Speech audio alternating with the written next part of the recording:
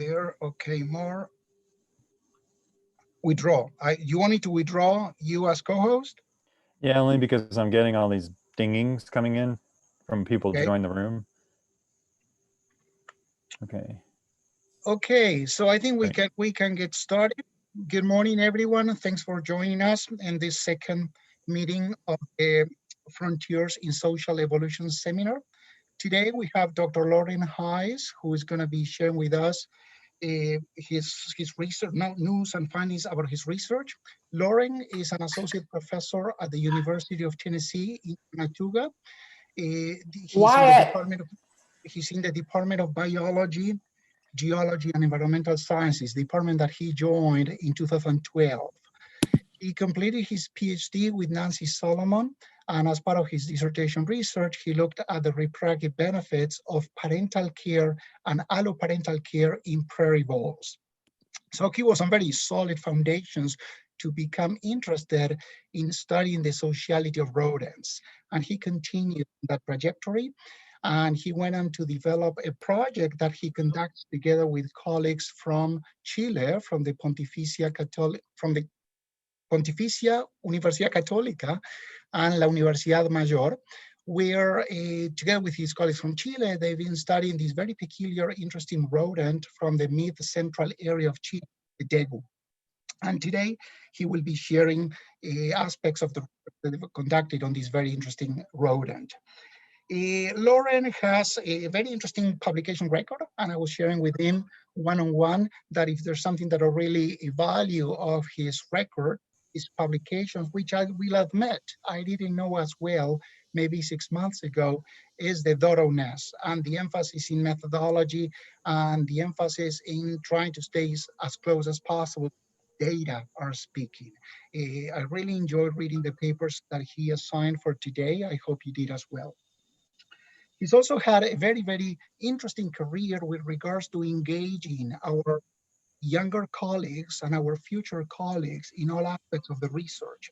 And he has done this with a remarkable career in getting funding from the National Science Foundation of the US to support a program that offers research, international research opportunity for students. It's the IRES program.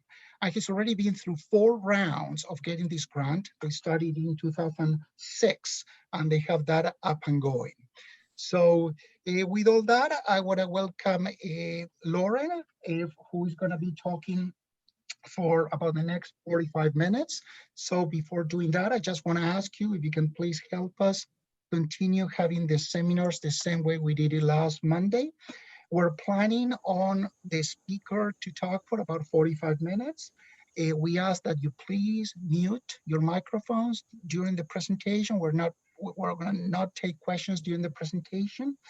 But after that, the way we have organized this series is precisely to have plenty of time to engage in a fascinating period of 1 hour where we just hang out and ask questions and get answers. We hope it'll be in that order. We ask questions and he answers this week with Loren. Last week, our first time, some people, it was about 10 or 15 of us who stayed even longer. And we stayed talking and meeting good old friends and making new friends up until 1:30 p.m. US Eastern Time. Let me see if I have any other reminders for you as the audience. I think that's, oh yes, when we start the question and answer session, I'll remind you of this. We'd like to ask that if you have a question, you just type a question mark in the chatting window, and I'll do my best to take in the questions in the order that your chatting request comes in. Do not type the question. It's easier for me just to see the question mark, and I'll say your name and invite you to make the comment or ask the question. I think that's all I have. Loren, please, take it from here. Okay. Actually, can you allow me to share a screen? Now I do need to make you a co-host so you can share the screen. Okay, thank you. Okay, and let's see. So can everyone see that okay? Yes. You're coming through Whoops. clear. Great, thank you. Well, I appreciate the introduction, Eduardo. Thank you for that. And thanks for everyone for being here. This has been a lot of fun putting this together. You know, just for those who weren't here last week, you know, Karsten pitched this idea of doing a fine seminar series, and Eduardo and I think it's been just a lot of fun putting it together, and hopefully this will encourage a lot of interesting discussion about social evolution. It's also a fascinating time because I'm literally giving this seminar standing at my grill in my deck outside. So I hope that just to me, that's fascinating that we're doing this. So I hope today that my talk, I'm interested in sort of exploring the fitness consequences of sociality and degus. And so I'm going to be focusing on that main component of my research program. And what I hope the story that I'm going to give today, it's sort of chronological in some ways, will identify that, you know, these long-term multi-generational studies that many of us are doing can really generate fascinating stories, and that it can help us rethink what we think are sort of the paradigms or what we expect of the system. And that can help us to inform really exceptional comparative work in the end. And so one of the, you know, we know that there's a remarkable amount of diversity in how animals live in terms of their social organization, their social structure. And understanding that diversity, understanding the consequences of diversity has been a foundation of behavioral ecology. The evolution of sociality, for example, was a major transition in evolution.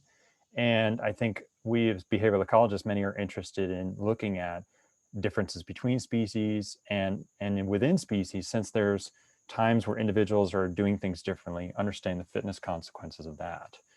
And so one of the aims of the work that I'm interested in is looking at what are the consequences of living in groups, and what are the consequences of variation in group size and group composition. To understand that remarkable diversity, to understand the fitness consequences, we first have to recognize that social systems can be remarkably complex. Peter Kapler developed a really pertinent model, I think, for social systems where we can think about there being four components of the system. One is you have the social organization, which describes the size and composition of groups. And so, for example, you know, you can think of how related individuals are together in groups, or sort of the sex composition. And another element is the mating system, which describes who mates with who.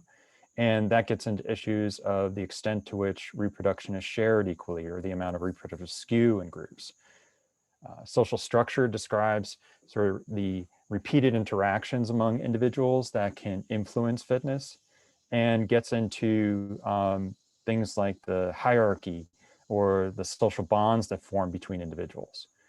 And finally, there's the care system, which describes the extent or the different forms of parental care in a social system. And in mammals, where parental care is pretty much ubiquitous or mandatory, you see different forms. You see uniparental care, biparental care, and the kind of care systems I'm particularly interested in is where you have communal care or alloparental care.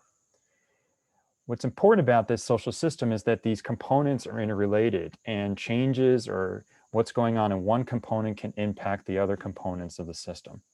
And so I think when we do our work in particularly in social animals, we need to think about what component we're focusing on. And today I'm going to emphasize work on social organization, looking at primarily group size as an index of sociality. But from that, we can infer things about the care system, particularly in species where you have multiple breeding females together and you know they care for offspring together. And I'll also talk very briefly about the network structure and how that might be important in the study organism I'm interested in. Well, probably one of the most influential papers that I read was a paper by Joan Silk back in 2007 that was a very elegant discussion of sort of the fitness consequences, or what she called the adaptive value of different forms of sociality. And in particular, Silk was interested in comparing species with different breeding systems. You got your singular breeders or cooperative breeders, or species where you have one individual or a few dominate direct reproduction, and you have non-breeding helpers at the nest. And so this is a species with high reproductive skew. And then you have your plural breeders, which are species where you have multiple individuals of the same sex that breed. So reproductive skew is considered to be quite low. And some important points I think that Silk made, or predictions that she made based on this verbal description of different systems, was that we can have some expectations for the relationships between group size and direct fitness based on the extent to which there's communal or offspring care. And one prediction she made was that negative associations between direct fitness and group size should be expected in species that rear offspring alone or communally. And indeed, there's evidence for that. And I think a really good example that I'm particularly familiar with was with the tucos. Eileen Lacey's study system in Argentina. This is a subterranean rodent in which you have multiple breeding females rearing offspring together. She's seen that there are negative associations between group size and direct fitness. But despite that, there's also a number of species that we see positive associations in, particularly in the communal breeders. So for example, I think classic examples are like species like lions or abandoned mongooses. There seem to be benefits associated with additional adults. Another expectation from this paper was that you expect positive associations between direct fitness and group size and singular or cooperative breeders. And indeed, there's lots of evidence for this. For example, in African wild dogs and of course the meerkats, there's benefits to having more individuals around. And one of the expectations, I think, to complicate things, we do expect that these relationships aren't always linear, of course. And so the fitness benefits may be the greatest at some intermediate group size. And there is lots of evidence in the mammals that that is the case. Such as, for example, in some of the marmots, we see that optimal group sizes maximize reproductive success. And that was a main point I think that Silk was pointing out, was that there probably are habitat-specific and species-specific optimal group sizes. Well, in developing our understanding of the fitness consequences of living groups, we wanted, in collaboration with Luis Ebensperger and Daniela Riviera, who was a postdoc with Luis at the time, we wanted to know, are these trends, can we see these expectations in the mammalian literature? And so we conducted a meta-analysis in which we looked at group size direct fitness relationships for, I think it was about 50 species over 8 orders.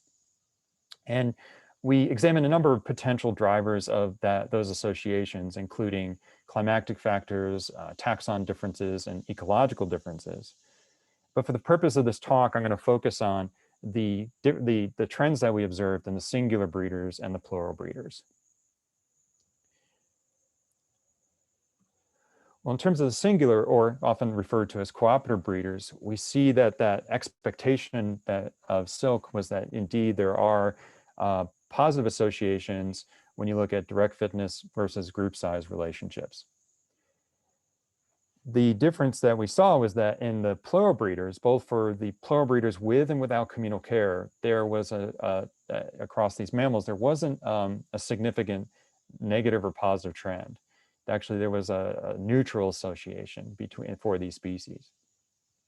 And so I think one of the take-homes from this study was that you've got the singular breeders where there's this positive association, and in the plural breeders there wasn't anything really interesting, or at least, well, there wasn't a negative association or a positive association.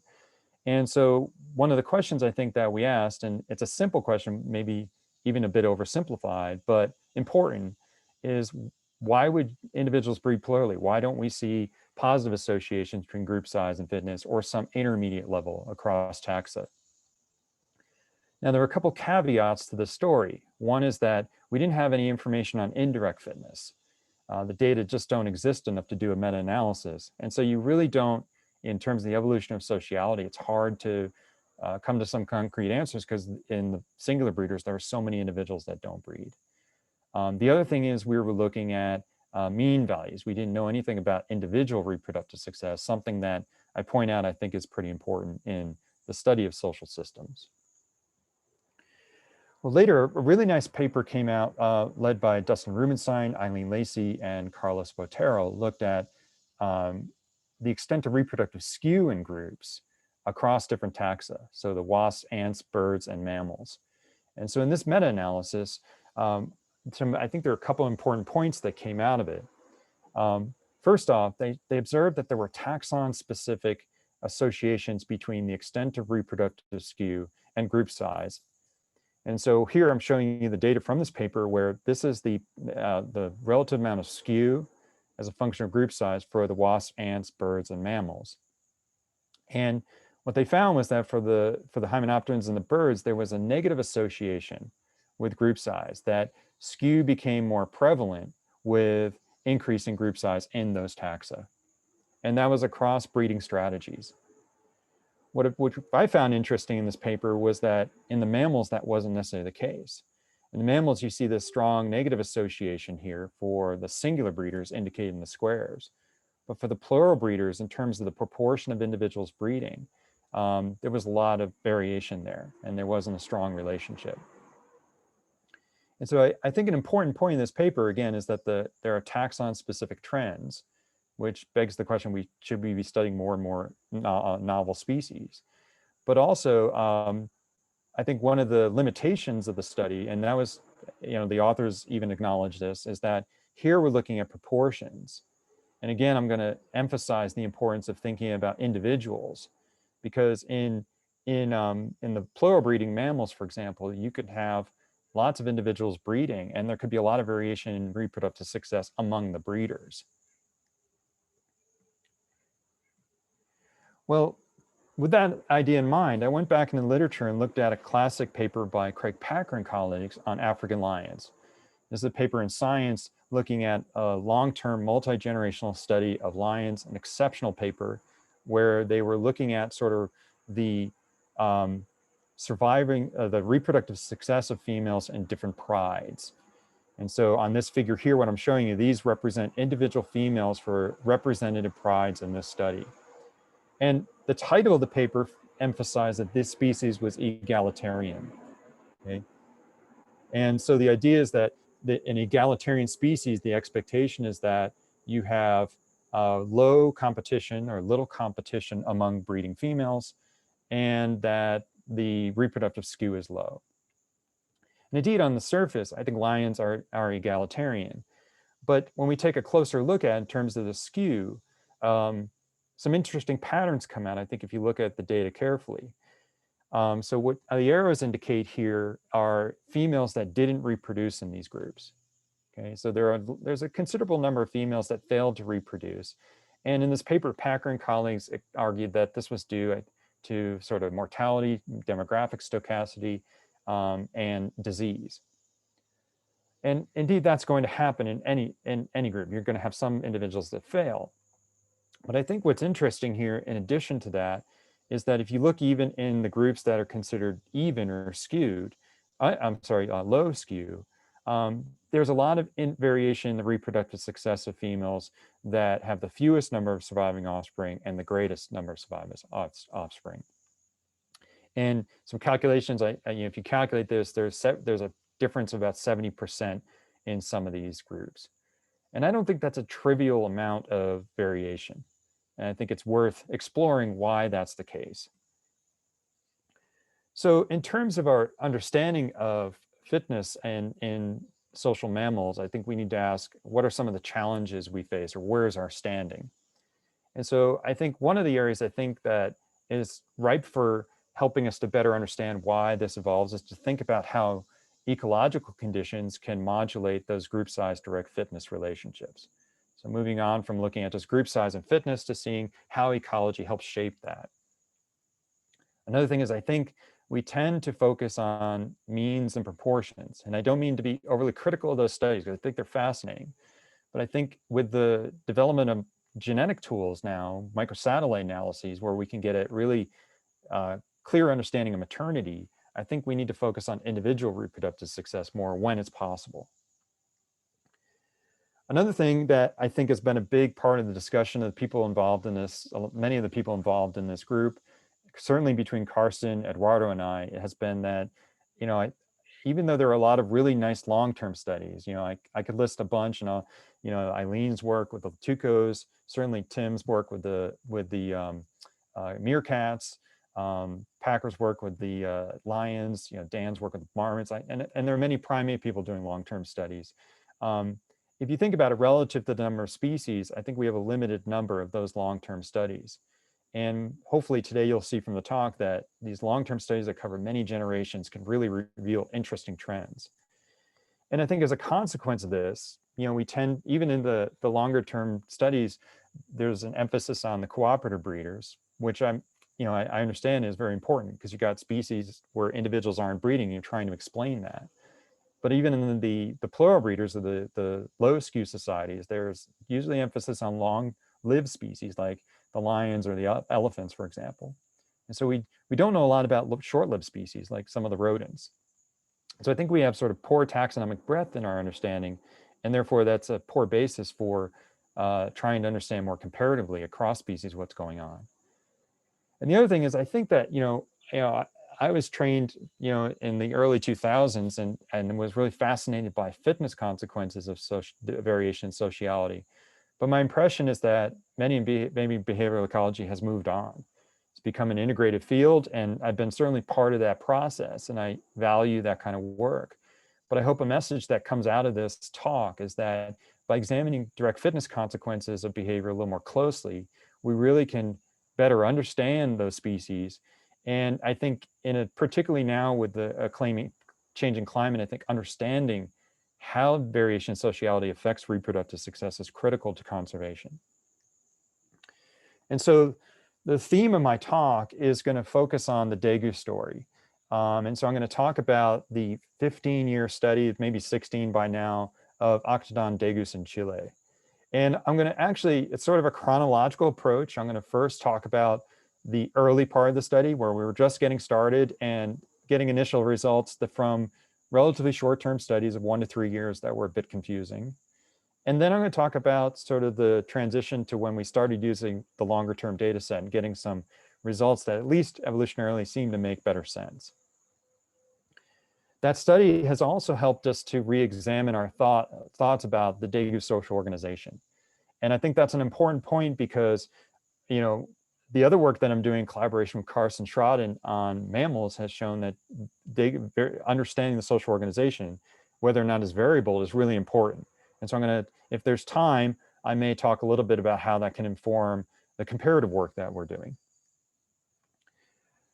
The work that I do, I obviously couldn't do alone. And I always like to acknowledge my collaborators at the beginning of the talk because they're the ones that have really big contributions, and thinking of the ideas to doing it alone is impossible.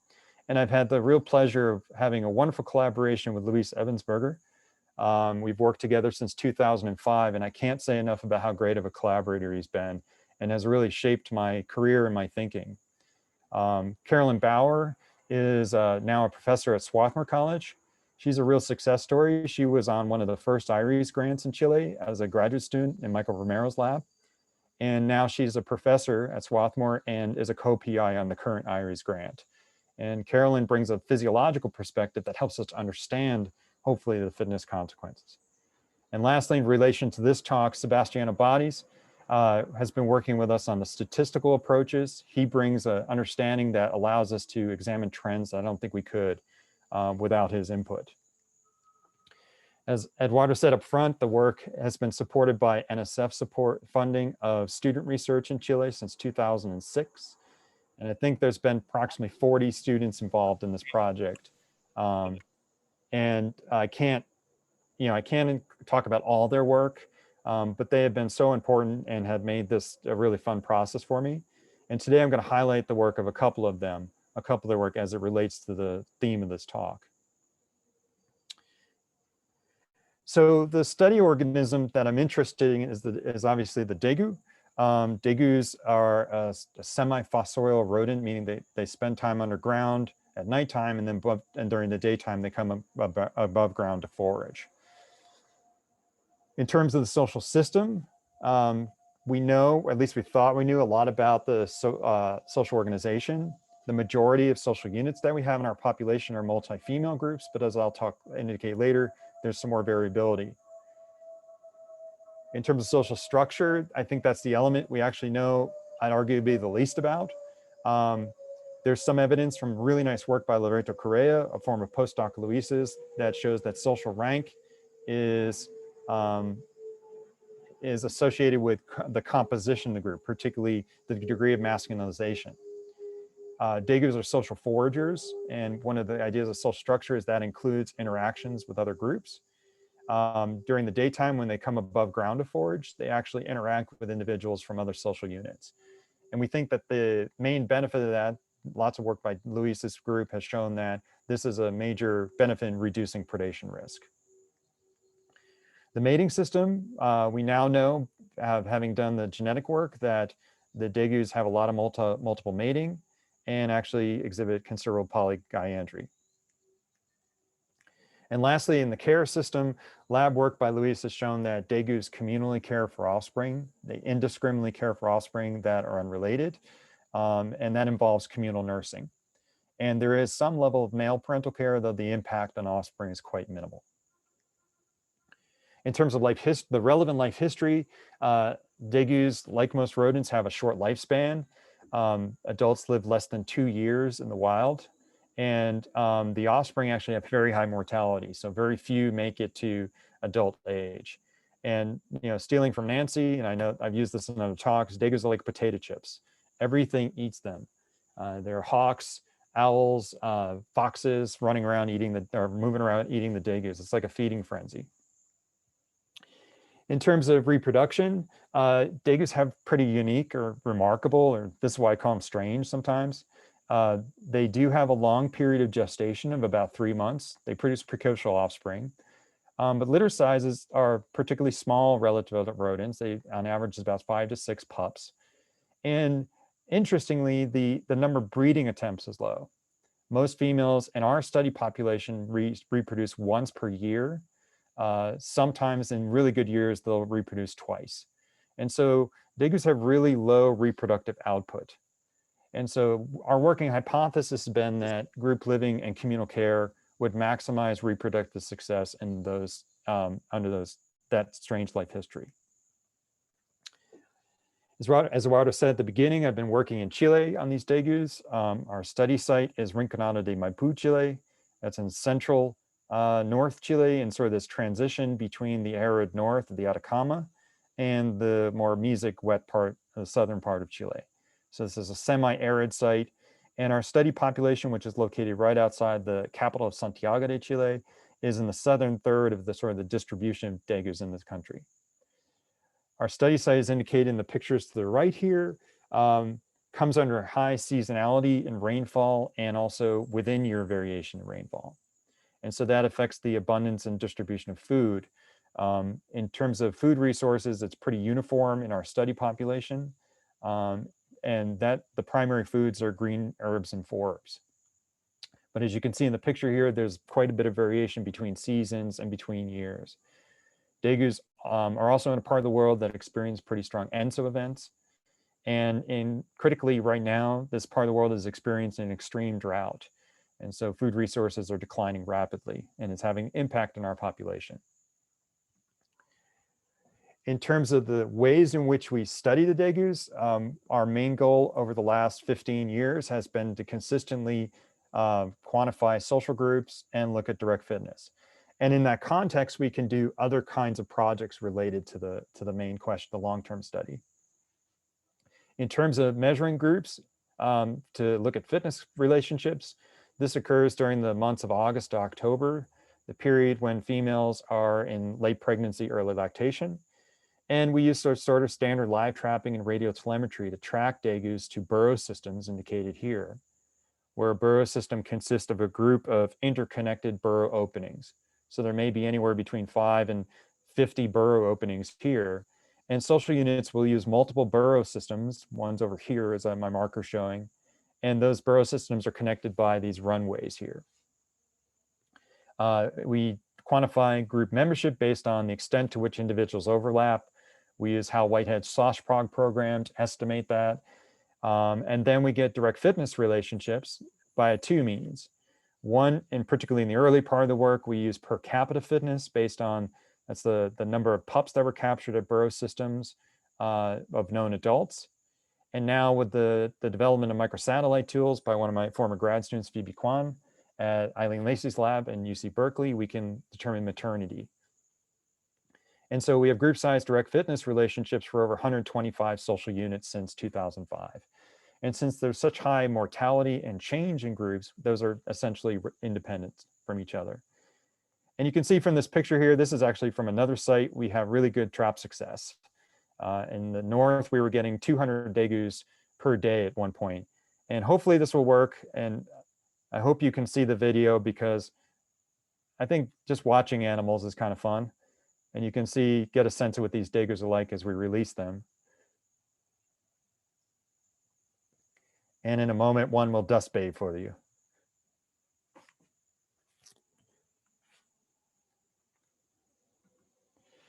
So what did we find? So getting to the results of the initial part of the study.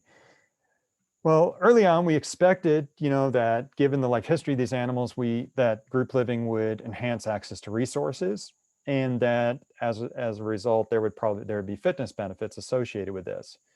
And what we found in the early work was that even though food was critical to reproductive success, and that access to burrow systems is critical to rearing offspring and for safety, we didn't see any net benefits associated with increasing group size. And in two studies, actually, I think we had to convince ourselves we were right. We found that there were negative associations between direct fitness and the number of females per group. And again, we had expected a linear positive relationship, or at least some curvilinear relationship with an optimal group size, but that wasn't the case. And so early on, the degus sort of started to get us thinking, what's going on with these guys? They seem weird. Well, later on, Robbie Berger, who was a graduate student of mine at University of Louisiana Monroe, tried to look at the extent to which ectoparasites influence reproductive success. And the idea is that, maybe if you can reduce your ectoparasite load, that's associated perhaps with the number of offspring you produce, or even affecting your survival and allowing you to breed. And what he found was that there's actually a cost to these parasites in the field. Degus carry old 2 World War fleas, one of which is Leptopsilla cygnus, that seems to be particularly costly. And he found that the peak body mass of females during pregnancy decreased with the increasing intensity of Leptopsilla. And that translated into a direct fitness cost. Females with more Leptopsilla cygnus had lower per capita reproductive success associated with increasing Leptopsilla intensity. And interestingly, then we thought, well, maybe the group size would be associated with reducing that. Maybe more females per group would result in better allogrooming. And of course, that wasn't the case. There was no association between flea intensity and group size in the species. And it wasn't even a positive association, which would indicate there's a cost to having more individuals bringing more fleas in. And so again, this is making us think, what are these degus doing? Well, one of the potential benefits of living in a group is that you can reduce the cost of living or reproduction. And so we set out to understand what are how does reproductive success associate with fecal cortisol metabolites. Cortisol is the main stress hormone in degus, and using fecal samples, we can look at sort of the longer term trends in the cost of living and particularly reproduction. And following the coadaptation hypothesis proposed by Bonnier, we found that there was a positive association between reproductive success and fecal cort. And that makes sense because during lactation, females that are in good condition should be able to sustain elevated cortisol. Elevated cort would then supply the nutrients necessary to produce or help supply what's necessary for lactation. Well, there could be a trade-off with that positive association, is that females who did well during the current breeding may fail later. And in degus, remember, typically they breed in our population once, sometimes twice. And in a year where we caught multiple breeding in the same year, we found that females who had the highest level of cort in the first breeding event in August, September, were less likely to breed again later in that year. And of course, when we looked at how group size influences fecal cohort, we found that there wasn't a significant association. And so again, in terms of trying to understand the fitness consequences of living in groups, the evolutionary significance of group living in a species, we were quite perplexed. Well, behavioral ecology theory, a lot of it centers around the kin-directed benefits of group living. And this comes from kin selection theory and inclusive fitness theory. And the idea here is that living in groups, or I'm sorry, in any situation, an individual's inclusive fitness is a function of the number of offspring they produce, which is direct fitness, and the extent to which they produce more offspring as a result of help. It's indirect fitness. And so indirect fitness is enhanced when an individual provides care to another, for example, and that helps them to produce more offspring than they could without help. And indirect fitness is a function of two things: the extent of cooperation between individuals and also the relatedness of individuals. And so we can't measure cooperation in the field because a lot of that's in the black box of living underground. But what we can do, since we have the microsatellite tools, is investigate the relatedness of individuals to see if there's a high probability that these costs that we're seeing are offset by potential kin-directed benefits. And so the work I'm going to tell you about in terms of the genetic work was done by Garrett Davis, who was a graduate student of mine, IRES student, Veronica Koichi, who was a PhD student of Luis's. And then, of course, Phoebe Kwan here, shown here, developed the microsatellite primers with Eileen at UC Berkeley. So first, I think in order to understand how the kin composition of groups, we first had to establish how groups form. And this revealed to us that degus might be doing something that a lot of other species aren't. And so I'm just going to point out a couple of these panels here. I'm going to start on the right here. This data is from trapping data between seasons, where we trap degus in June, July, and then again in August, September. And we look at changes in group composition. These, of course, are offspring, so we're looking at later in the season. And what we found was that in terms of offspring, philopatry to groups actually is somewhat low. And interestingly, we don't see the typical male bias dispersal that you would see in rodents. What's I think particularly intriguing here is the adults, is that the percentage of group members that remain philopatric or show fidelity to a group was actually quite low. And we see that there's a lot of immigration of adults, both males and females, into groups. And so based on that, you might expect group composition to the individuals to be less related to each other, and there would be low kin structure. And indeed, we actually did this in two populations, Rinconada, and there was a population in the mountains of Los Muelles. And we found when you compare the relatedness of individuals, dyads within groups, and compare that to randomly selected dyads in the population, there's no difference. And so that suggests that degus have low kin structure and probably not a good condition, not a good way to maximize indirect fitness to offset fitness costs. So at that point, I think, Luis and I would joke, and I know Sebastian is here, we always think these degus are strange because of all this. But I think there was a turning point sort of when we were at a meeting in Exeter, and we were listening to a talk by Dustin Rubenstein on his superb starlings, where he was talking about environmental quality and how living in harsh environments can affect such as where you have variable rainfall and temperature, can lead to the expression of greater cooperative breeding, where you have fewer individuals in a group breeding. And the idea there is that cooperative breeding can reduce lifetime variance in reproductive success. And so I remember Luis leaned over to me at the talk and said, we need to think about this regarding the degus. And the idea is that we now had a data set where we had information on group size and direct fitness for multiple years. And we also had ecological variation quantified at those burrow systems. And so we got together, and in collaboration with Sebastian, we now asked, do ecological conditions at burrow systems at the group level and at the level of the population modulate the relationship between group size and direct fitness? And so we had, I think it was a 6-7 year data set at that point, and we had group size direct fitness relationships. We had information at burrow systems in terms of the available food, soil hardness, and burrow density measured the same way each year. And at the population level, we had information on precipitation, temperature, number of predators, and population density. And so we used hierarchical level analyses where 2 levels, you had group level and population level, to see if we could model for the effects of ecology on these relationships. And we found, I think, was really interesting. I'm showing you 2 figures from this paper. One is on the y-axis for both figures is the per capita number of offspring weaned. So we didn't have genetic data at this time. And this is as a function of number of females per group. And in degus, the number of females per group is really important because we know that, at least now, that the majority of females do indeed breed. And we know that they provide communal care. So it's a good indicator of the potential for communal care. And so what we found, if you remember, that we were seeing this negative association in the earlier studies. But when we modeled for the effect of precipitation, we found that that association became more positive in years with lower rainfall.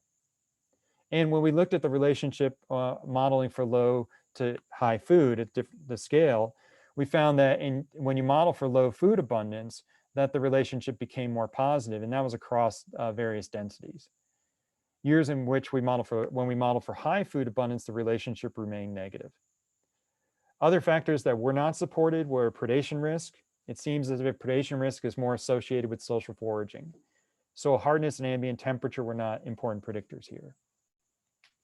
Interestingly, these were mean values, by the way, that when we looked at the coefficient of variation in the ecological conditions, that tended not to predict relationships. And so what this suggested to us is that degus are benefiting the most from being in groups with more females during the harshest of years, which makes sense evolutionarily when you think about where they live and the environments they're in and their life history of low reproductive output. So communal breeding might be a way to maximize the probability you reproduce in a hard year. Well, thinking more integratively, we now try and explain how that might come about. And the idea from the literature on stress responses of animals, we can think of cortisol as the stress hormone in degus. And the idea is that an individual experiences elevated cort in response to some kind of environmental social stressor. You're going to see a peak at some point at which, when you remove the stressor, the negative feedback mechanisms should kick on. And individuals with strong negative feedback are expected to continue a normal life history stage of entering into reproduction. Whereas individuals with poor negative feedback will go into survival mode and they probably won't breed. In the case of the degus, we're thinking now in terms of offspring. Those offspring with weak negative feedback may not survive or may not survive to actually reproduce when they get to that age. And so with this in mind, Carolyn Bauer designed this really elegant study in the field where she manipulated the cort levels of females in different ways and using cort implants with slow release cortisol. And she had 3 conditions or 3 treatments. She had control groups in which you had all the mothers in the group did not receive an implant. And the assumption for that group is that you had normal maternal care and that the offspring would therefore have normal stress responses.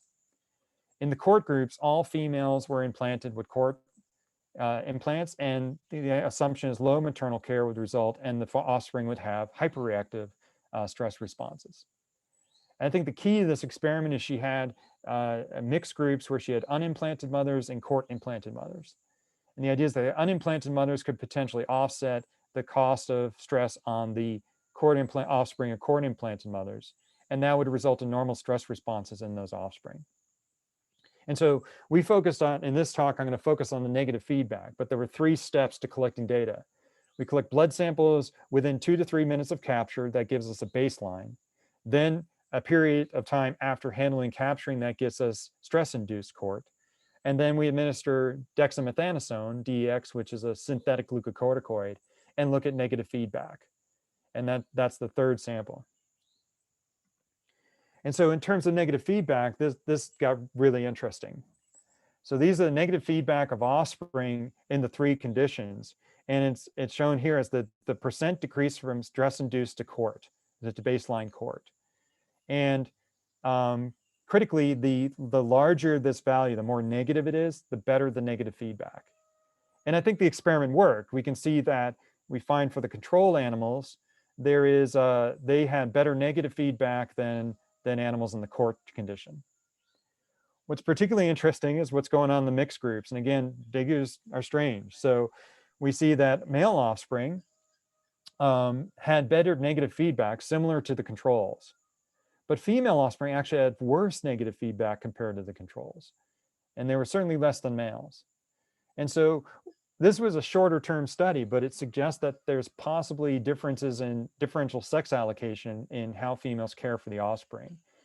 But it does also suggest the possibility, since the males did well, that females may be able to enhance negative feedback of their offspring. And it'd be interesting to apply this to a longer term study to see if this is a function of the harshness in the environments they're in. Well, an important component of sociality is that things change.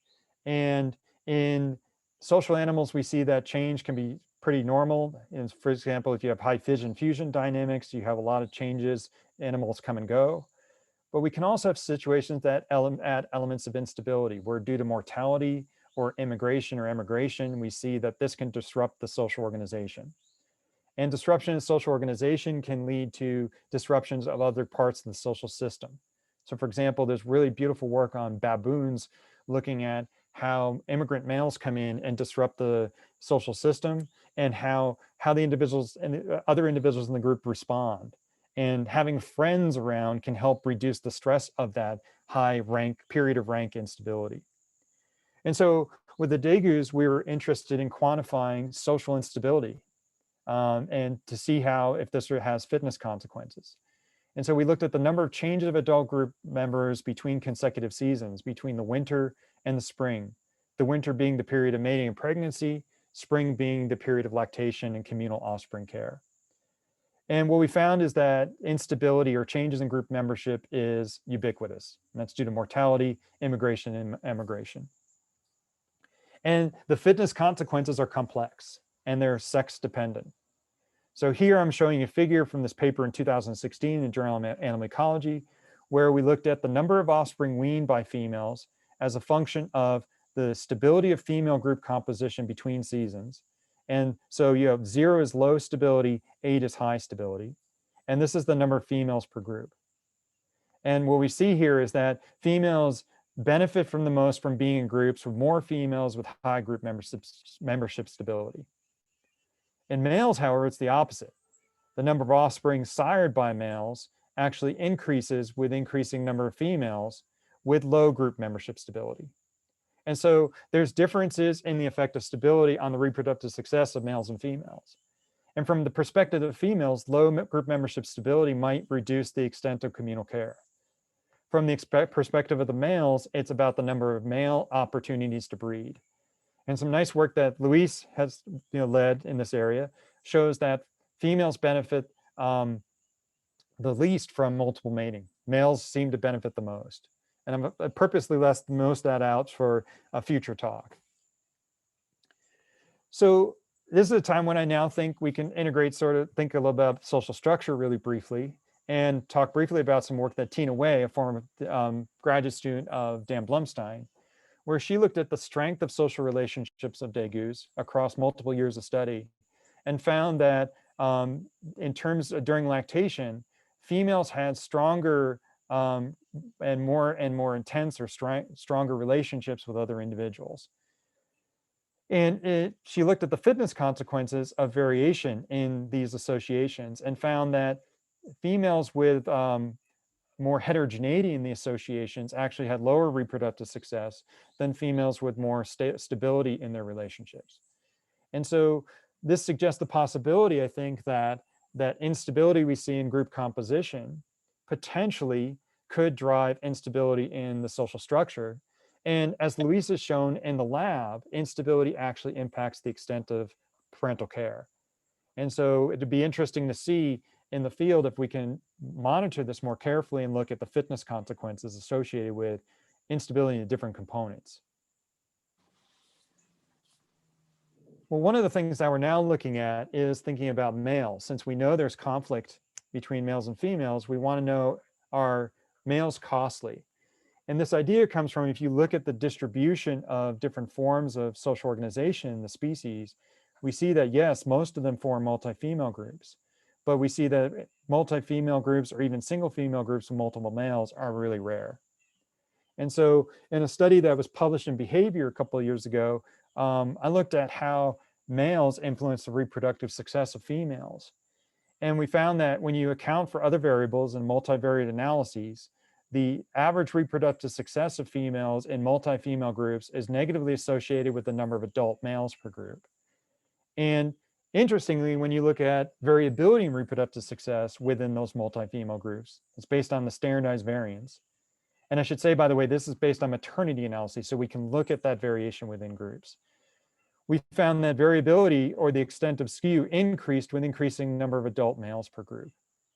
And when you just look at the average standardized variance within groups with 0 males and 1 males, we see that although that's not significant, the effect size is large.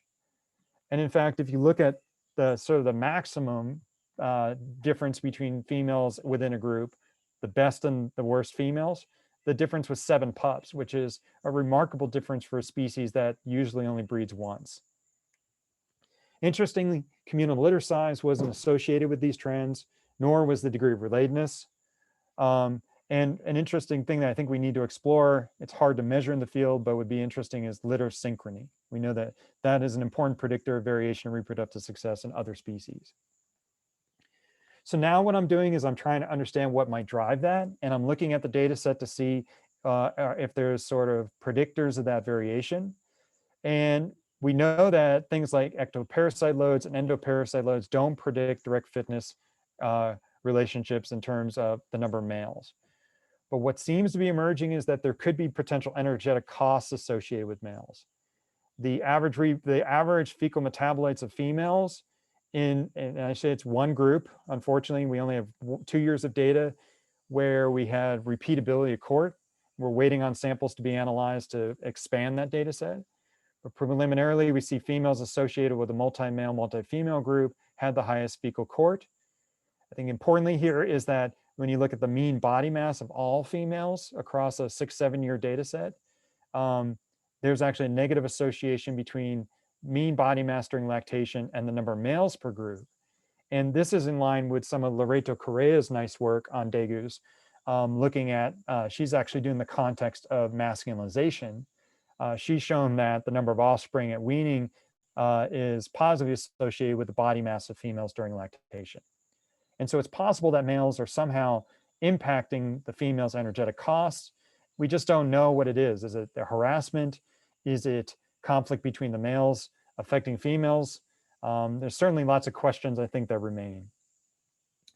And so we're kind of sort of winding down, coming towards sort of where are we at the midpoint, I hope, of this project, is in terms of direct fitness, we have found that the number of breeding females and the availability of food seems to interact to impact reproductive success.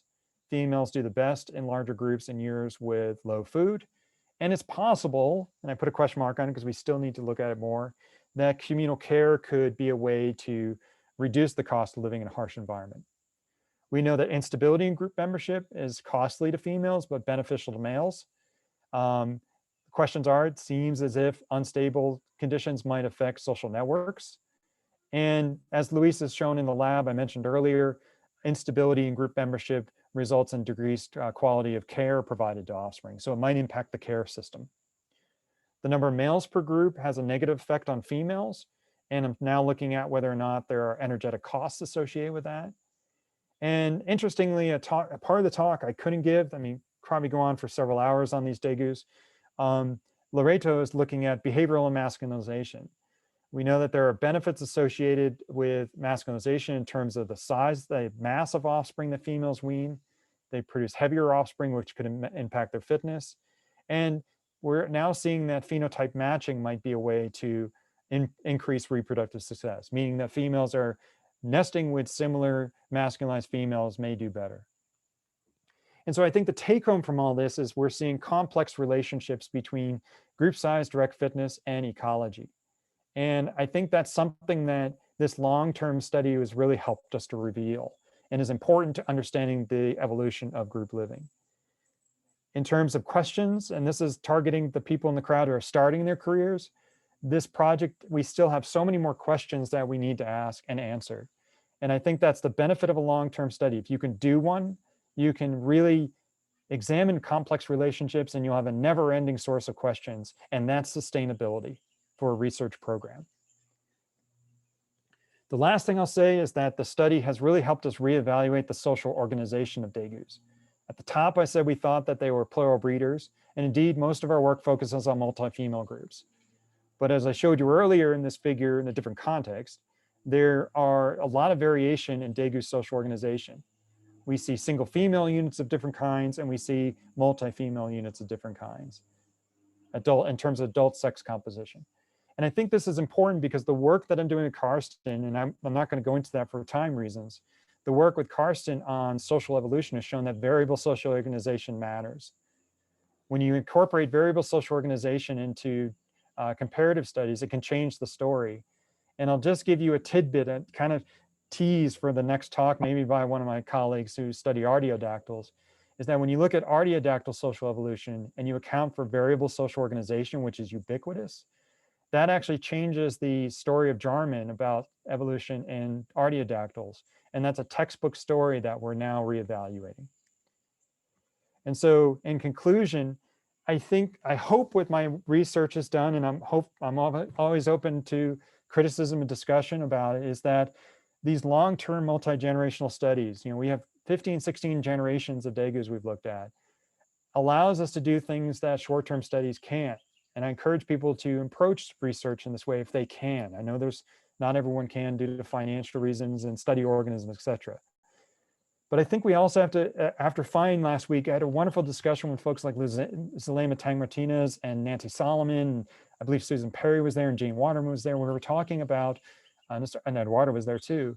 We were talking about what we should be doing in behavioral ecology. And I think one of the themes that came out that caught my attention was that we really need to think about, go back to our roots and value natural history to get that natural history data that we need to broaden the taxonomic breadth of organisms we do that for, so we can generate new data sets that come under critical review. And the artiodactyl study we did, where we had 100 species and 250 populations, the reviewers were digging into that data set before we got the paper published, and it made it a much better study. And from that, we can do comparative work that can generate new theory that then can allow us to pursue hypothesis testing. And I'd argue, and I'm motivated early on by Kay Holekamp's work on squirrels, that multiple hypothesis testing can help us to really examine things in a really powerful way. And in the case, I hope what I've shown is that at least with the degus, it can build an interesting story. And when you build an interesting story, you can inform theory. And hopefully that's the way we can transform science. And so I hope that I've engaged you and interested you in the work, and I hope it's been a fun talk for you all. I know you've all taken your time out of the day to hear me, and I appreciate you being here and listening. And here I just want to acknowledge the funding sources. And again, thank you all for being here and for Eduardo for hosting me. And so with that, I'll turn it over to Eduardo. Again, I appreciate you all for being here. Thank you very much, Loren, for a wonderful presentation. And I just take a minute to repeat some of the guidelines that we shared at the beginning, then we can move straight to the Q&A question and answer session. So please, we already have a couple of people asking for time to ask a question. The way to do that is just type a question mark in the chatting window to me. It can come directly to me. Do not type the whole question. I'll be calling your name and inviting you to either make the comment or ask Loren the question. We will be having this session for about an hour, after which we may still hang around. We did last week. We invite you to stay. That's when we start getting all tired of talking science, and sometimes we end up talking about things that are even more important than science. How you get off a project off the ground, how you get a postdoc, or how you get a grant, anything that you might be interested in. Karsten, Loren, I don't think I'm forgetting anything else to announce now. If you agree with me, I'll just go ahead and take the first question, which is from subject 572425. Unfortunately, I don't have your name. That's how you come up. So please, if you would be so kind to introduce yourself. I'm moving around the window to locate, trying to find two. Oh, there you are. I'm asking, please, if Filippo, there you go. We cannot hear you, Filippo. Filippo, you're not coming through.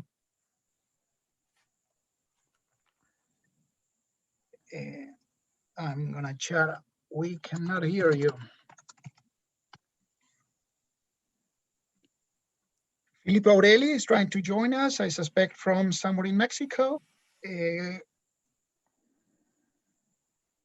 Why don't we do this? If you don't, while you try, I'll take the second question, Filippo, if that's okay with you.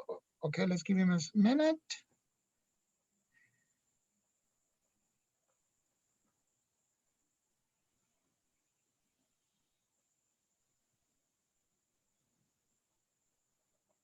I'll go to the next question and I'll come back to you, Filippo, as soon as we have this figured out.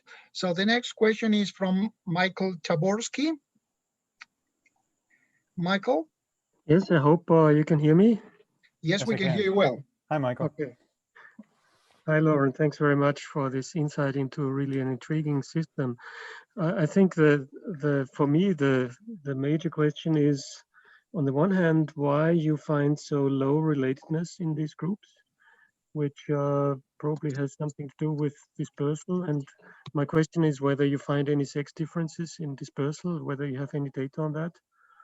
And the second thing is that, of course, communal breeding is a little bit less understood than the ecological responses, apparently.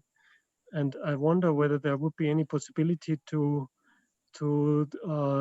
get information on that, perhaps in a semi-natural environment or in a captive study, because I think especially the relationship between cooperation in brood care and the relatedness pattern of these animals seems to be really intriguing. Is there any chance to get such data?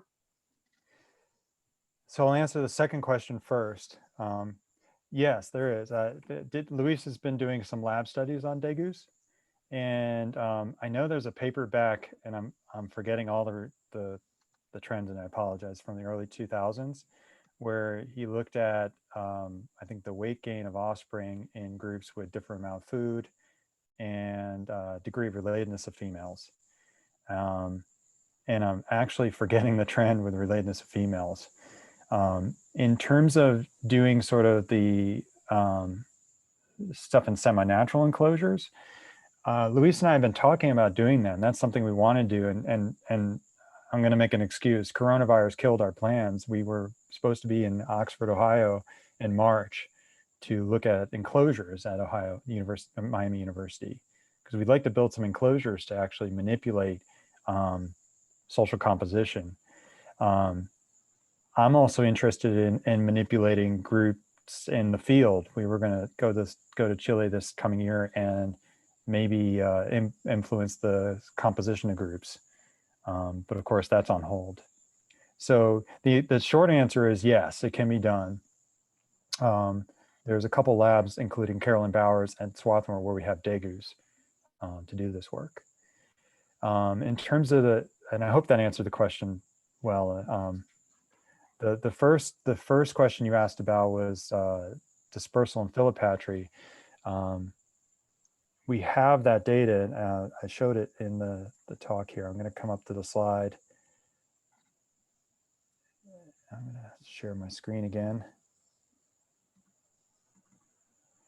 So if you can see this, Michael, these are trapping data that we had in multiple years of our study, and the rates of immigration of females, adult females in the groups, was quite high. That indicated to us that would drive down the relatedness, because they were coming from different groups in the population. And the extent to which offspring were philopatric seemed pretty low. It was like 20% females that we could track that survived were philopatric. And so together, these indicated to us at that time, when this paper came out, that it was unlikely degus had strong kin structure. And so that's the mechanisms of group formation indicate that, you know, they're not highly related. And of course, that was confirmed by the actual genetic data. I mean, the lack of a sex difference in this dispersal and immigration pattern is quite intriguing. Do you have any explanation for that? So why yeah, it is intriguing. Why we see similarities between males and females. I honestly don't know. I mean, we know that we've shown in that, you know, burrow systems aren't limited in a sense.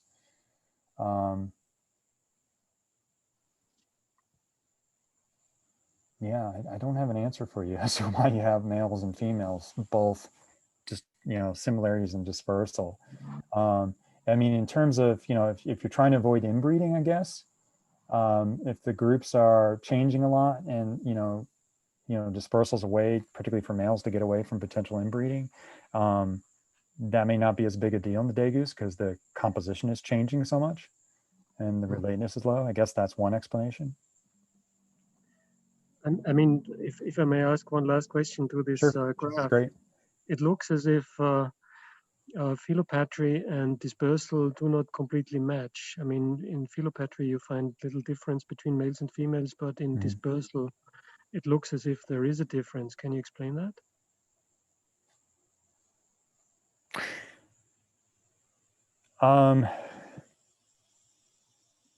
So I guess the question is, you know, why do some females stay around and some males leave? I guess I wonder if it's a matter of like looking, you know, when we look at kin structure, this is sort of across the population, but, you know, I can't tell you, you know, I wonder if like, if there are some groups that are close kin, you know, if there's a range of variation, I wonder if that's where you see sort of some of these differences emerging, where we just haven't looked at it that closely. The other thing that could be going on is, you know, there might be differences in male and female offspring in terms of mortality, in terms of our ability to track them accurately. Those are the two things I can think of. I mean, ideally, one would think that philopatry and dispersal should add up to 100%. So either they are philopatric or they disperse. But of course, that may, I mean, these differences may depend on the different ways that you measured philopatry and dispersal, probably. Yeah, I mean, degu offspring typically don't disperse very far, but there's a limit to that in that we, you know, if some of them are dispersing across the grids where we're studying them, then we may not get them. So you're right. I think you're right there. There's a limitation to what we can do with these rodents. I mean, I think another aim of our work would have been to sort of track longer term dispersal to see if there's differences in the sexes there. Yeah. Yeah. And long distance, perhaps. Yeah. Yeah, that's what I'm sorry. That's what I meant. The longer distance movements. We have lots of questions coming in. So thanks very much. Thanks, Michael. Thank you, Michael. The next question is from Alexa. Hi, so I am actually going to relay a question that was asked on the YouTube channel because there were some issues with the Zoom link this morning. So Clara B. Jones asked if you could analyze your results by age, especially among females, and if you've considered doing that. In terms of age of females within groups, I guess. Well, most of the females, if I'm understanding the question correctly, if she's thinking about adults, most of the females are roughly the same age because of such high mortality. You know, the way that degus are born sometime in September, October, and they become reproductive the following season, June, July into October. And so most of the females in our groups are roughly the same age. She also asked if there was inbreeding in your population, if the population is genetically monomorphic or polymorphic. So she's asking, have we looked at the degree of like panicity across the population? That's time interpreting it? I don't think we've done that. We haven't thought at a population scale. Thanks. Okay. Yeah. I am a little bit stressed and I forgot poor Filippo. So I apologize to him already. He was supposed to come next. Filippo, should I have it? I mean, he's raising his question, but let's give it another shot. Can we hear you, Filippo, now? No. Okay. So I think it's easier that I just read. Filippo says that Loren mentioned social units and groups. Members of different social units interact with one another. Do they belong to the same group? Do you have something like fission-fusion dynamics with units as the basic units? And then he's saying, are those groups made up of those units? Is this what you have done? If not, can this view change the results? And then he has a follow-up question, which I'll read better after you address this first one.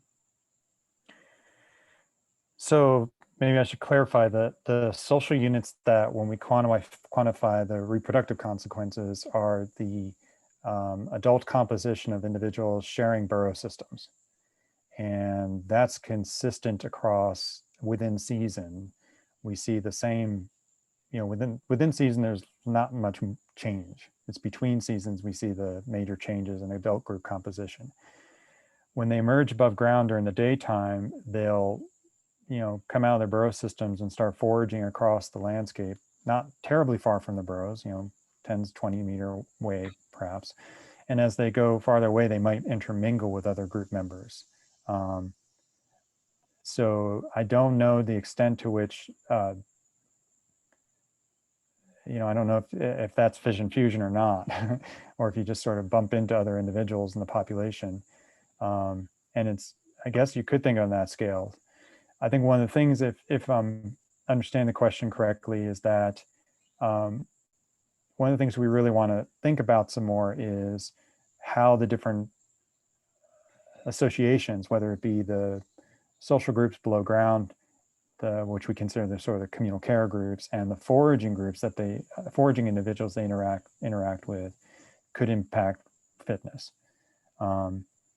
We know, as I said, that the foraging groups, the benefits of that are for reduced predation risk. But thinking more holistically, we want to know how that sort of interacts with their social groups. So I'm not sure, Eduardo, could you read did I capture those questions? I'm going to try to share the enthusiasm that Filippo is communicating with his chatting. It is FFD, which I assume it's fission-fusion dynamics. So I am hoping, Filippo, you can maybe, if you manage to get on, we can try later. That's what I hear from him. So the next question, I hope, I honestly cannot keep my eyes on the chatting and also on the nature of the questions and answers too much. I'm just being a little bit of a robot here going through the list. Based on last week, you have a really hard job. Well, you did it. It was rough. Our next question comes from Suleima Tan Martinez, who was explaining to me also that she was having a hard time. Let me see if I find her here. Did you write it? Please ask, is there any evidence of epigenetic effects of parental behavior, similar to what we see in rats with differences in high versus low stress mothers?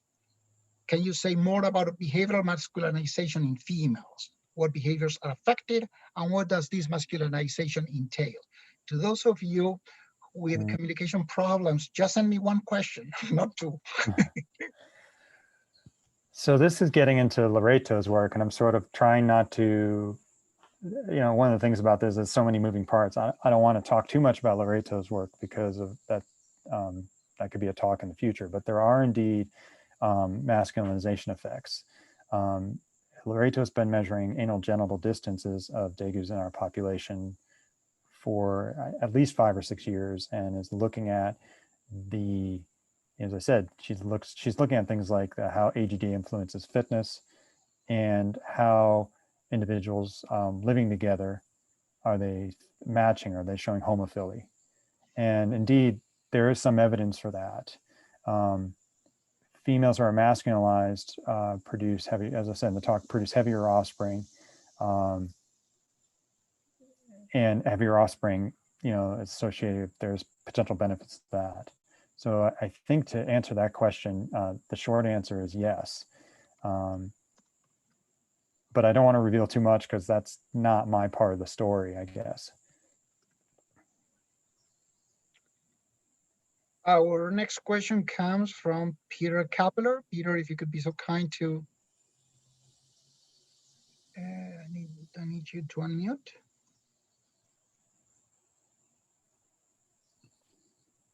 Peter, can you hear me?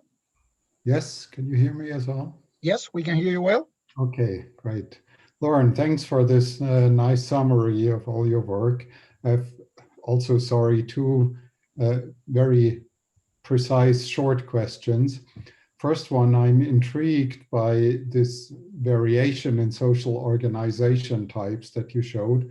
And just to make a link to last week's talk, I was wondering whether you've looked also at some perhaps ecological correlates of that variation. And second question, given that males seem to interfere with female fitness, I was wondering whether you had any information on the extent of male reproductive skew. Okay, so I'll answer the second question first. I haven't looked at skew in males yet, but we know that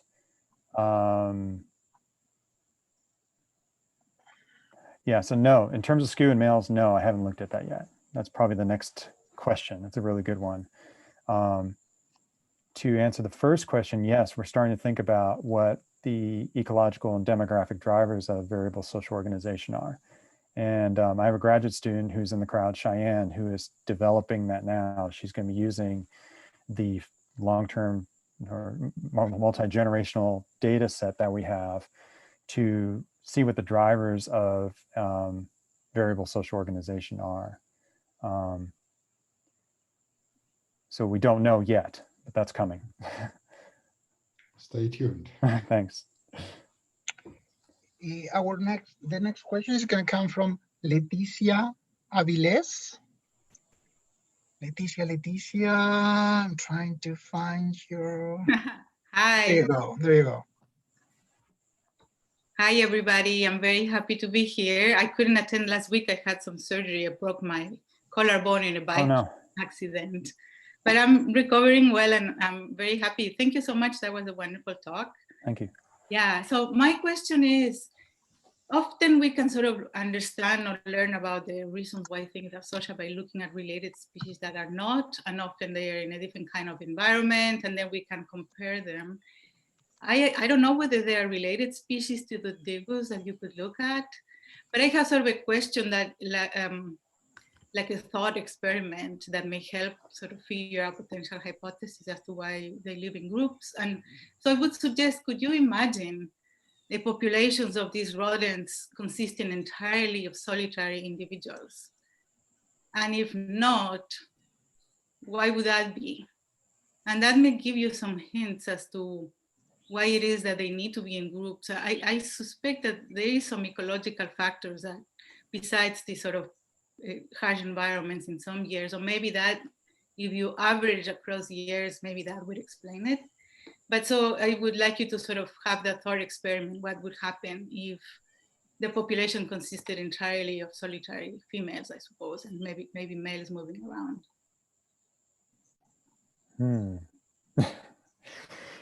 So I guess you're getting at it, are they sort of dependent upon communal care to reproduce successfully?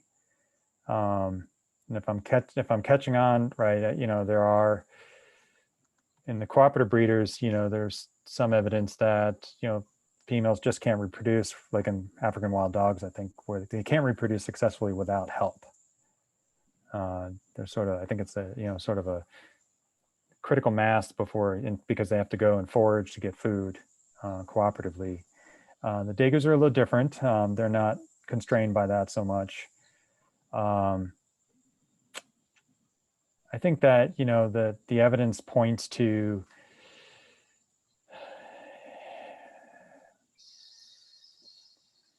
given the extent of their high mortality and low reproductive output, you just wouldn't be able to produce enough offspring.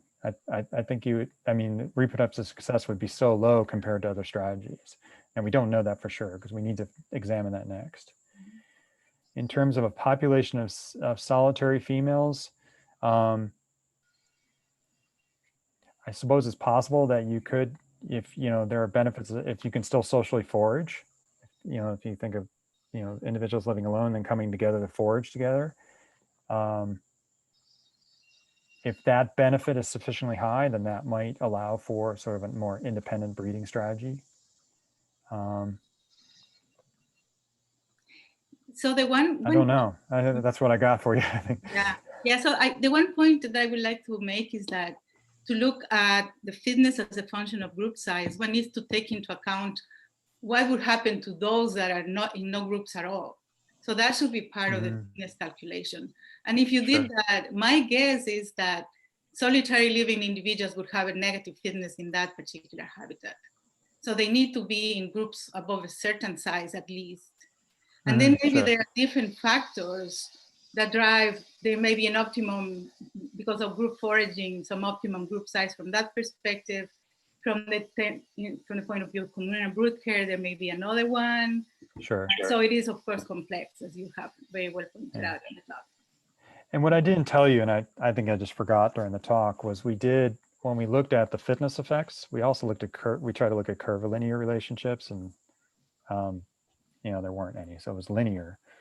So it's strange to me that there doesn't seem to be some optimal group size, but maybe we're missing it. The other thing is we've been using group size as our metric, and there might be other metrics that are better at sort of estimating the sociality essentially, or indexing it. But also potentially missing measuring the fitness of the individuals that didn't make it into any group. What I'm suggesting is that those should be part of the calculation of the fitness consequences of group size. So the solitary ones that don't make it anywhere should be part of that. Yeah, and certainly that's something we want to look at next. I've already started looking at sort of the fitness of females that are solitary or in single female units with males. And we have that data for about 6 years, and I've started looking at that. And in fact, I need to go back to that. And I don't recall that there being anything really significant there. So we fell back on the multi-female groups in that paper in 2000, the one I'm working on now. So yeah, we have the fitness, we have the maternity data for solitary females. So I agree, we have to look at that more closely as well, I think. Thank you. Yeah. Before we take the next question, I just want to reiterate what a wonderful time we had last week. We have such a spread of expertise and years in the business. So I really want to encourage those of you who have been around for some time and who have experience maintaining some of these multi-decade projects to hang around, because I know that we have an eager young audience who would benefit so much from brainstorming together with those of you who have been pushing for more natural history, who have been pushing and giving us ideas on how we can get our institutions, our governments to support the basic work on the ground. So I invite you, if you can spare a little bit more of your time when we're finished grilling Loren, to stay and have really an open conversation. Let's take this wonderful opportunity that the pandemic is giving us of talking among all of us, spread all over the world and across generations, to see how we can imagine the next many, many decades of research on sociality. So I'll follow that up for a message for the junior folks, particularly, I guess, is all these questions are making me think of things that I don't necessarily think about. And it's challenging, and I think that's important for the younger folks to recognize that it's beneficial. So our next question comes from someone from the younger generations. Alexa, I don't know whether you're the messenger from someone else or if this is a question of your own. Sorry, I'm the messenger again. Although I don't know how old this person is, so it could be from a younger generation. This is from Nancy Solomon, and first she said that it was a very interesting talk and really interesting species. and that maybe you and Lewis can come visit in the spring. I don't know who that is. My PhD advisor. Oh, great. Okay. Okay, so then the question is, if you know if there's a difference in survival and reproductive success of pups from early and late litters during each breeding season. So it gets at the issue of litter synchrony, and I guess the answer is no, we don't know whether early or late litters survive more. I think that's something that Miles, one of my graduate students, is thinking about looking at next. Now that we have, in order to get at that, we really need the microsatellite data. And now we have microsatellite analyses, the maternity analyses for 6-7 years in this population, and Miles can look at that. I'm thinking that's something he was talking about doing. So short answer, no. Long answer, which seems to be the answer to a lot of questions, that's coming next. Okay. The next question is from Sari Van Beel. I was just looking at you, Sari. Where are you now? Sorry, there you go. Nice talk. I really enjoyed it. A small question about the dispersal systems, and more so about the immigration. If there is any aggressiveness towards immigrants, or when they attempt to immigrate into these groups, given that more females have a negative impact on the fitness of these females, whether is there then a difference between males and females? Thank you. We have not observed the behavior in the context of this study. So the changes are occurring sometime between between the period of mating and early pregnancy and late pregnancy lactation. But Luis and his folks, before I got involved in this project, did some of these behavioral observations during that time frame, and observed that there wasn't a lot of inter-individual aggression, at least above ground. So based on that work, I'm not, at least in terms of females, there's not much aggression at all. There might be some male aggression, but again, it's not the same as sort of some of these primate groups, for example, where you see tons of fighting. So I don't know if that's what's going on or not. Yeah. Thanks. Thank you.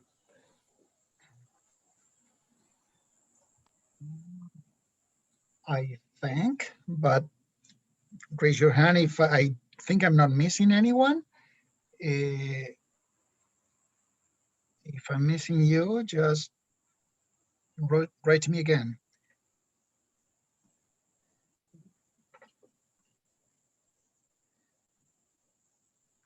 Are there any other questions for Loren?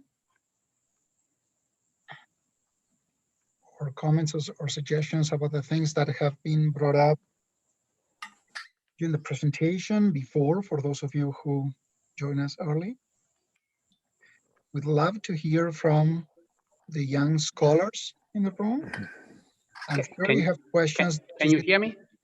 Yes, who is this? Filippo. Yes, Filippo, we can hear you. Great. Okay.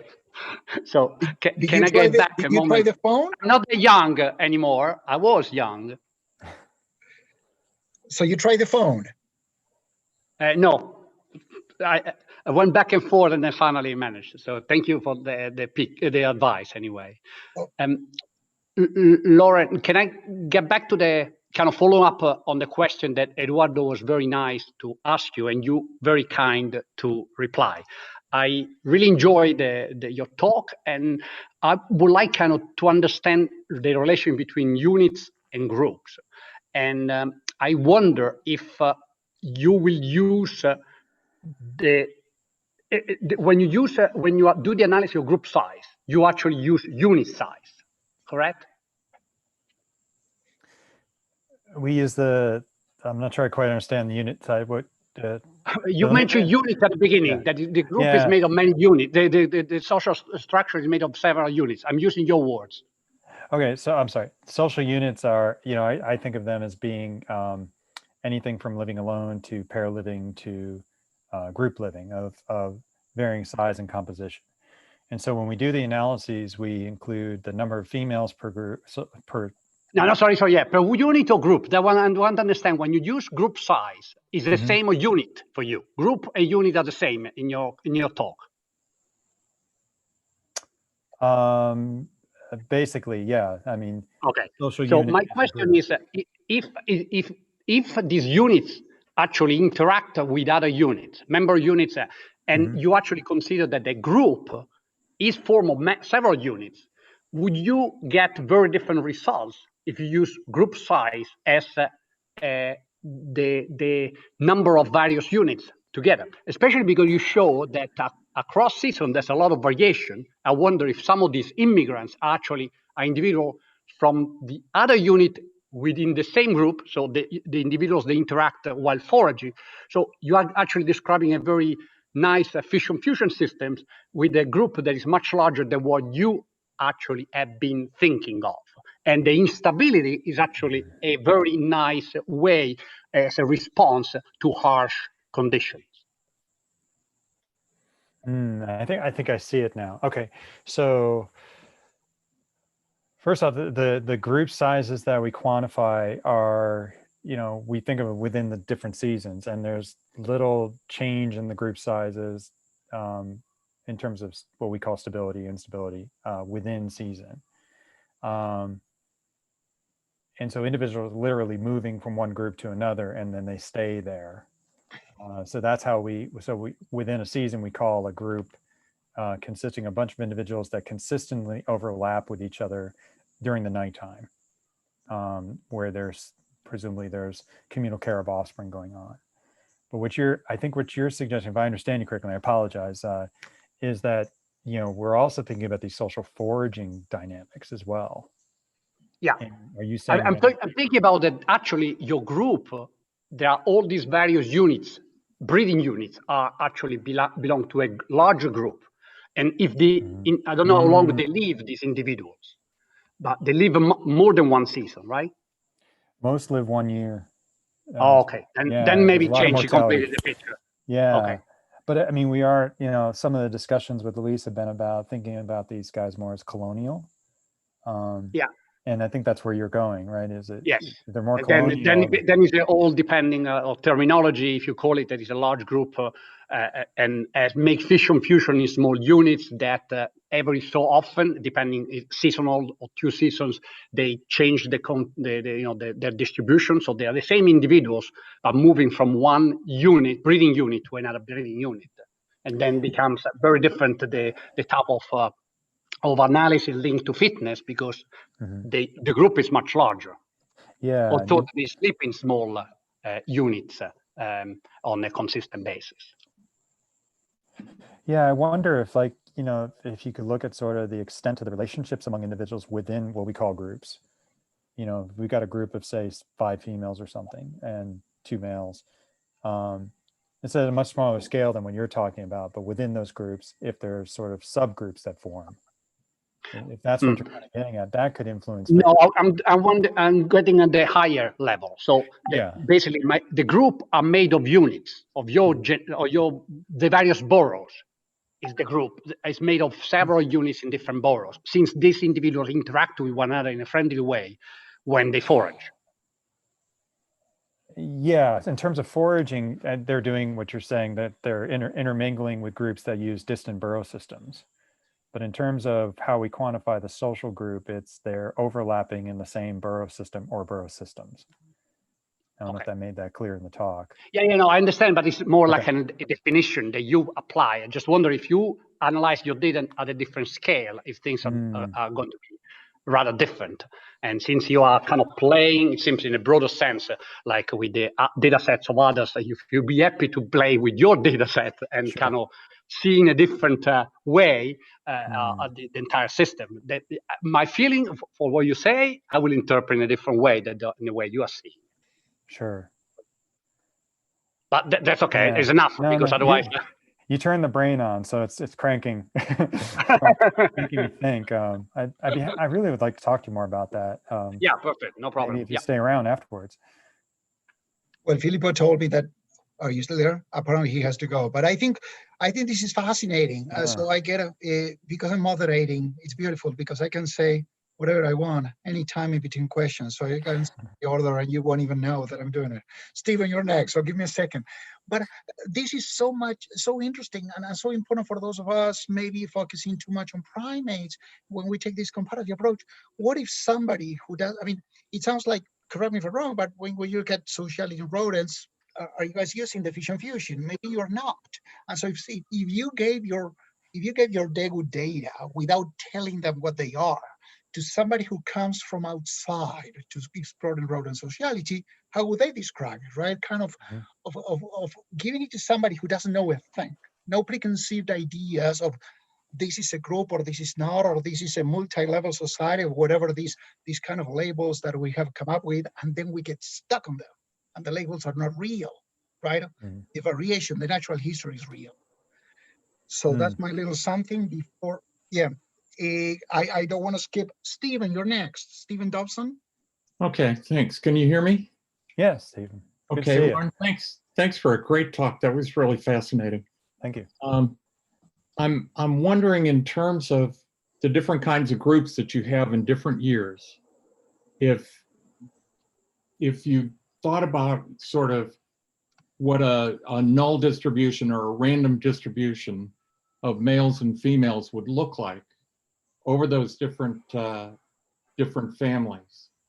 So I guess I'm thinking that might tell you if either of the sexes looks like they're assorting themselves among the groups as you would expect at random, or if there's some non-random assortment for one sex or the other. You suggested that you get more female bias groups and the males seem spread around. But I wondered if you'd actually tested that or used that to look at changes from year to year.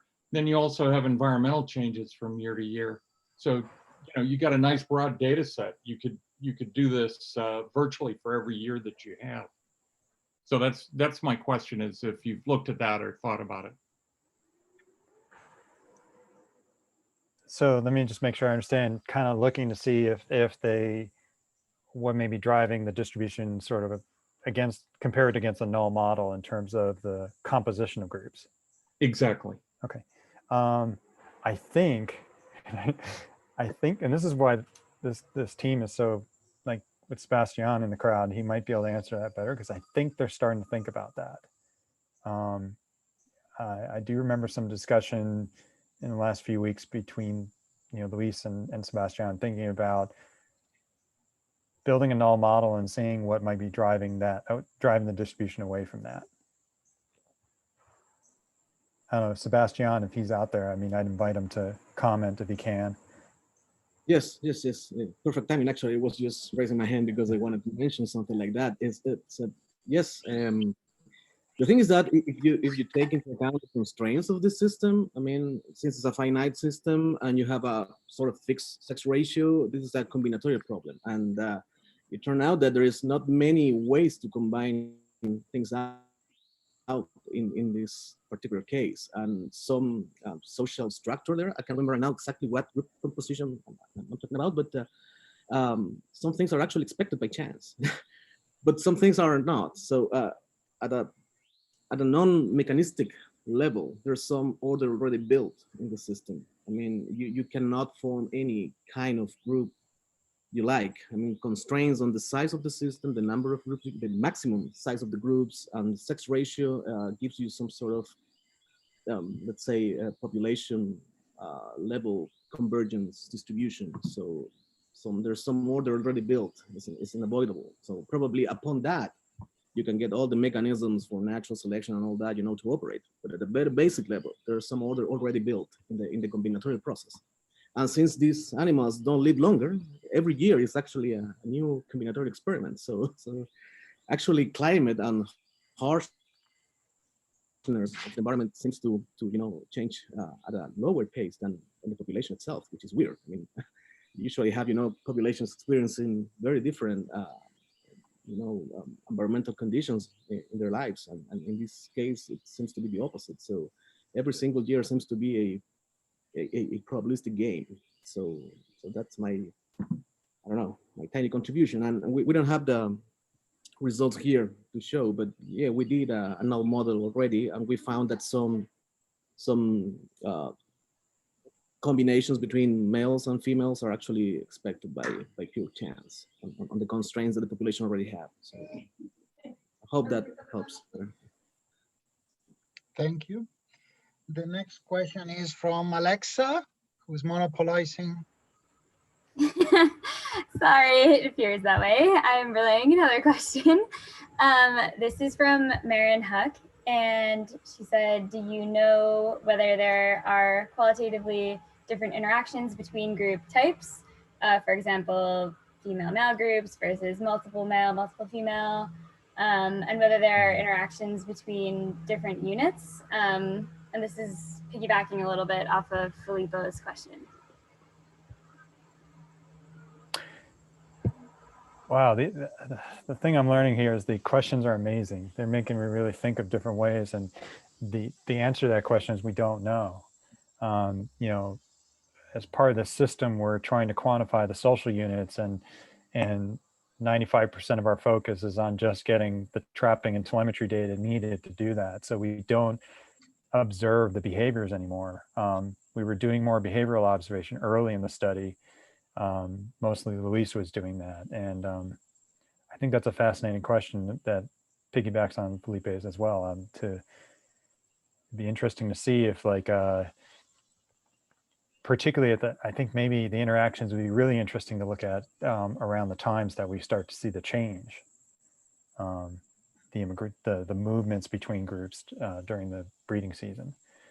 So I guess it's more of a comment than an answer. I mean, we don't know, but that would be really, I think, interesting to think about. Thank you. I'm going to read Zuleima Tang Martinez, who cannot access us via the microphone. She was commenting, she shared with everyone, but I know that Loren is not, I'm assuming you're not keeping track of the chatting. No. She was commenting that Filippo's question about the possibility of vision fusion reminded her of capybaras, the largest rodent that we have in many parts of America, where social groups, she says, can be very large, over 30 individuals, but they're in constant fluidity, with the smaller subgroups forming regularly and then reforming with different individuals. But the entire group is very large. But over time, one can see they're all members of the same larger group. And then she says that you get something similar in spotted hyenas. She's not asking a question necessarily, but commenting that she got thinking about that. So I don't know, Loren, if you want to comment on that, or if not, we can take the next questions. I mean, all I can say is that this is sort of opening my eyes up to think about how the different components of the social organization and structure could be combined or bigger. This is really making me think about that a little bit. Like, depending on the composition of the group and stability of the group, is that linked to who they're foraging with? And these are really fascinating questions. I see my grad student acknowledging it, nodding her head yes, which is good, because she's exploring some of the, she won't be able to look at social foraging, but she'll be able to explore some of the data in different ways. So that's all I've got, but thanks to Zuleima for that comment. The next question comes from Karsten Schraddy. People know you by now.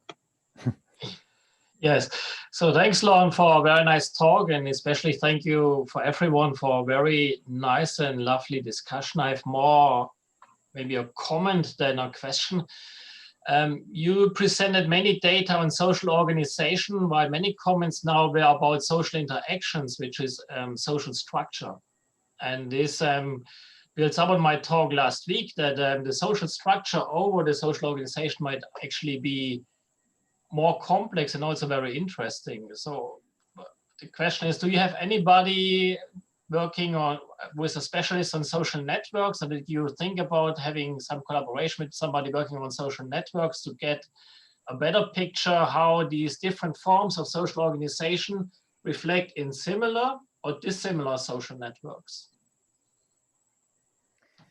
The answer to that is we did. Tina Wei was doing some work with us, but she's kind of left academia, so not as interested anymore. Given the results that she did generate during the time of our collaboration and the questions that are coming out of this, I agree. I think getting someone who knows something about social networks to examine those in relation to social organization, because we have the data. With social, you can use the trapping data, the telemetry data to quantify social networks across years and observe how that relates to the social organization. And maybe that would get at some of the questions that, you know, Felipe was bringing and Zelema were following up on. So if there's anyone out there that's interested in social networks, let me know.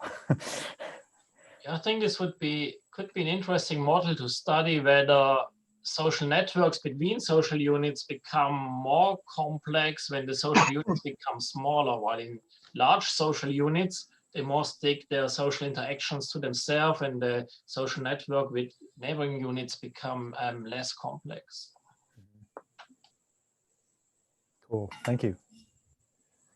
Next question is from Claudia Picchero.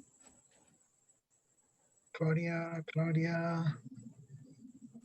Yes, I'm coming. Hello. There you go. Hello. Thank you very much for this nice talk. I also have a question concerning the social organization. You basically assess the group composition based on the sleeping groups in the burrows, correct? More or less, yes. Yes, and so during the day there are social forages, but do they forage cohesively in these groups together, or are they mixing with other groups? And would you think that it would be important to discriminate between these two different groups? Because in primates, we consider usually groups as individuals that stay cohesively during their active period and not when they are sleeping together. Yeah, so to answer the first part, yes, they do. When they go out during the daytime to forage, they intermingle with other members in the population. So what we would say are non-group members. And so I guess I'm sorry, I'm forgetting the second question. The second half of that was the importance of distinguishing between those two. Yeah, certainly. I think that's something that I think these ideas that are coming out will help us. You know, the challenge we face is that, you know, we've been focusing on the social group members in terms of where they're sleeping, where their communal caregivers are underground. And we sort of, over the last decade to 15 years, didn't really focus on the social foraging anymore. But I'm now seeing that it would be really nice to put those two together, to think about how, I think what you're saying is thinking about sort of the you know, if you live with group members and your social group members, and then you go out and forage with others, how does that impact individual reproductive success based on sort of the consistency of those relationships during foraging, the condition of the individuals with whom you forage, the potential for transmission of information, of disease, things like that. And I think if we could do that, that would be a real powerful way to understand the functional significance of the different forms of sociality and how those impact reproductive success. So I don't know, Luis, maybe we should be measuring social foraging again, some more detail. And I'm letting Luis to comment. This is again, I often like to target the students in the crowd because I'm motivated by teaching a lot too. One of the things I value about this is not just me talking, this is a conversation. And having my colleagues here who work on this can bring their insights as well. And that's actually a really good thing. So Luis, do you want to follow up on that? I mean, hi.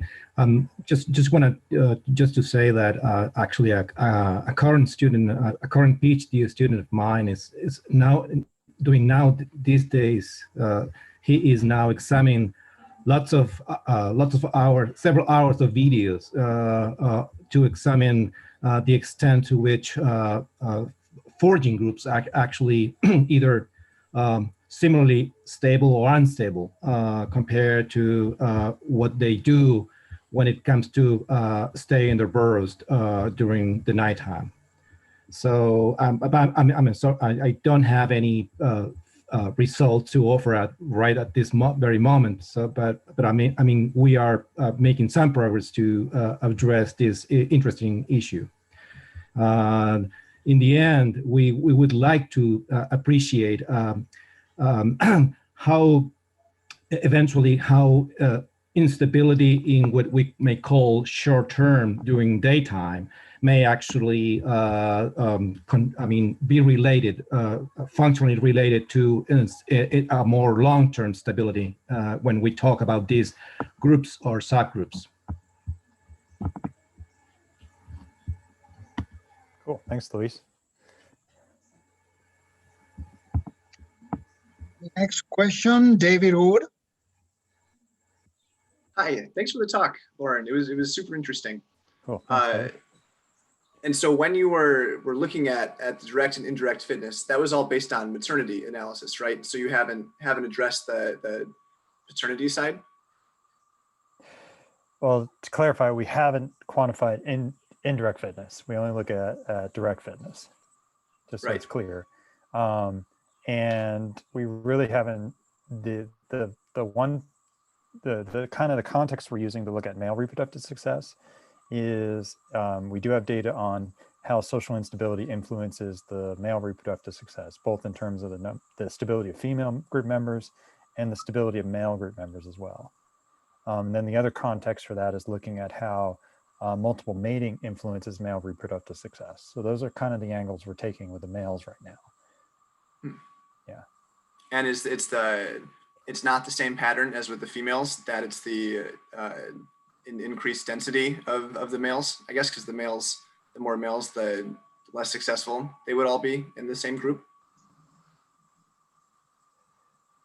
In terms of sort of the group composition, kind of like in the vein of what I've been studying with the females, I'm not quite sure about that. But in terms of instability, and I'm actually looking at the data now because I sort of found the trend, is that males seem to benefit more from being in groups with actually with lower male group composition stability. Yeah, so having males moving in and out actually is good, and that might suggest that there's that would lower male-male like they may be associated with male-male competition within groups. Interesting. Thank you. Yeah, thank you.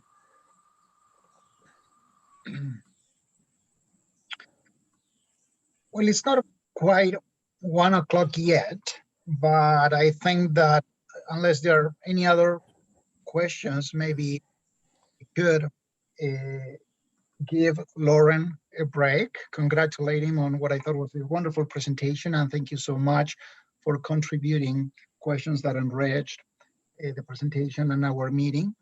And like I said, we can stay a little bit longer. What I just want to do very quickly is announce the next speaker, which is something that we're going to try to do every week. In this particular case, it's kind of awkward because it's me. So I don't know if you can see the screen, but next week we will be talking about the great unknown, what we do not know about solitary floaters in peer-living sexually monogamous primates. So we hope we will see you next week. And again, we're here. We're not going anywhere for a few more minutes at least, if not half hour, or as long as we feel chatting. So I invite you to stay if you can afford the time. Loren, thank you very much. Congratulations, and thanks for a wonderful presentation. And thanks you, Eduardo. For those out there, it's really hard to moderate this. And I really appreciate Eduardo's work on this. He did a great job. So, and thanks to all of you for being here. I'm happy to stay around for a little while, chat with people, catch up, answer more questions, whatever you want to do, I'm happy. It's a total day for this. Yeah, I saw Chris Meyer. Has Chris left us? I haven't talked to Chris in ages. So, Karsten, Loren, we should stop live streaming, correct? Yeah, this